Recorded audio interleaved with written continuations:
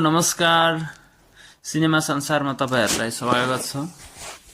र तपाईहरुलाई मैले आज चाहिँ एउटा राम्रो मुभी भन्न गइरहेको छु र कुनै यो हलिउड मुभी पनि हैन, बलिउड मुभी पनि हैन, तामिल तेलुगुहरु कुनै पनि हैन। यो चाहिँ हामीहरुकै नै नेपाली मुभी हो हैन। र त्यो नेपाली मुभी सायद तपाईहरुले मिस गर्नु भएको छ कि अत्यन्तै बवाल मुभी छ हैन। Crime thriller movie, suspense best movie. सायद नेपालीमा त्यतिको थ्रिलर र क्राइम टाइपको मुभी सायद अहिलेसम्म बिरलै बनेको छैन जस्तो लाग्छ मलाई चाहिँ है। स्टोरी हेर्नुहुन्छ भने दमदार छ र तपाईलाई कतै पनि यो फिल्मले बोर चाहिँ फिल गराउँदैन ल। म चाहिँ ग्यारेन्टीका साथ भन्छु। र यो मुभीमा स्टार कास्ट रहेका छन् सौगात मल्ल, प्रियंका कार्की।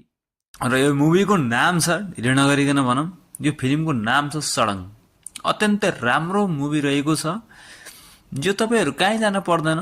फिल्म हलमा गएर हेर्ने पनि हैन, कुनै साइट तपाईहरुलाई चाहिदा पनि चाहिदैन। डाइरेक्ट तपाईले युट्युबमा गएर सडङ नेपाली मुभी हानेपछि तपाईले मजाले हेर्न सक्नुहुन्छ।